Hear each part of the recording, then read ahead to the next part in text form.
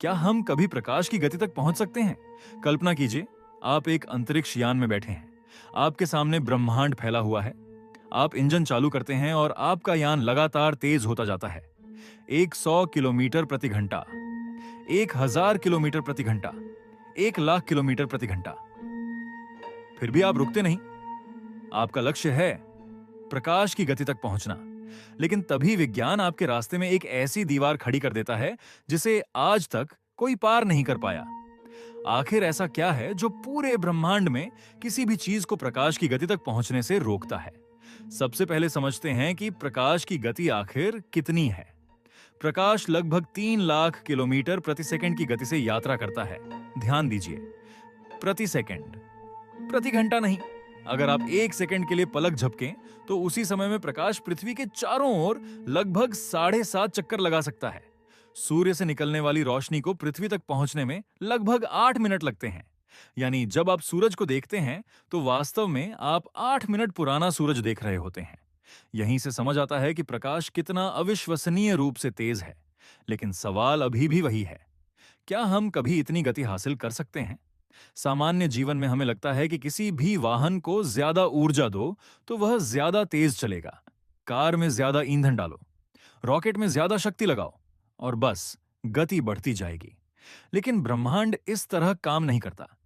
जब कोई वस्तु बहुत तेज चलने लगती है तब आइंस्टाइन का सापेक्षता सिद्धांत लागू होने लगता है। मान लीजिए आपका अंतरिक्ष यान प्रकाश की गति के 50% तक पहुंच गया। सब ठीक है। फिर 70%, फिर 90%। अब भी संभव है। लेकिन जैसे जैसे आप 99% के करीब पहुंचते हैं, हर छोटी सी गति बढ़ाने के लिए ऊर्जा की मांग तेजी से बढ़ने लगती है। और यही असली समस्या है।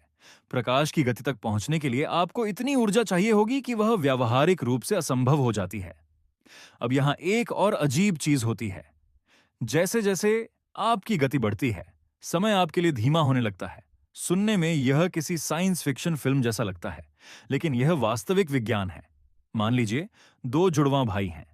एक पृथ्वी पर रहता है, दूसरा प्रकाश की गति के करीब यात्रा करने निकल जाता है। कुछ वर्षों बाद जब वह वापस लौटता है तो उसे पता चलता है कि पृथ्वी पर कहीं अधिक समय बीत चुका है। वह अपने भाई से उम्र में छोटा दिखाई दे सकता है। इस प्रभाव को टाइम डायलेशन कहा जाता है और वैज्ञानिकों ने इसे प्रयोगों के माध्यम से मापा भी है। यानी समय सभी के लिए समान गति से नहीं चलता। तो क्या इसका मतलब है कि इंसान कभी दूसरे तारों तक नहीं पहुंच पाएगा? जरूरी नहीं। वैज्ञानिक कई रोचक विचारों पर काम कर रहे हैं, जैसे वार्प ड्राइव, एक ऐसी अवधारणा जिसमें अंतरिक्ष यान स्वयं प्रकाश से तेज नहीं चलता, बल्कि उसके आसपास का अंतरिक्ष मुड़ता और सिकुड़ता है। फिर आते हैं वर्महोल। कल्पना कीजिए कि आपने एक कागज पर दो बिंदु बनाए। सामान्य रास्ता लंबा होगा, लेकिन अगर कागज को मोड़ दिया जाए तो दोनों बिंदु एक दूसरे के पास आ जाएंगे। वर्महोल कुछ ऐसा ही विचार है। हालांकि अभी तक इनमें से कोई भी तकनीक वास्तविक रूप से विकसित नहीं हुई है, लेकिन शोध जारी है। तो निष्कर्ष क्या है? वर्तमान विज्ञान के अनुसार कोई भी वस्तु जिसके पास द्रव्यमान है प्रकाश की गति तक नहीं पहुंच सकती। जैसे जैसे गति बढ़ती है, ऊर्जा की आवश्यकता इतनी अधिक हो जाती है कि अंततः यह असंभव बन जाती है। लेकिन विज्ञान की खूबसूरती यही है, आज जो असंभव लगता है कल वह नई खोजों का कारण बन सकता है। अब मैं आपसे एक सवाल पूछना चाहता हूं। अगर आपको मौका मिले कि आप अंतरिक्ष की यात्रा करें, लेकिन जब आप वापस लौटें तो पृथ्वी पर 100 साल बीत चुके हों, क्या आप ऐसी यात्रा करेंगे? अपना जवाब कमेंट में जरूर लिखिए। और ऐसे ही रोचक विज्ञान वीडियो देखने के लिए चैनल को सब्सक्राइब करना ना भूलें।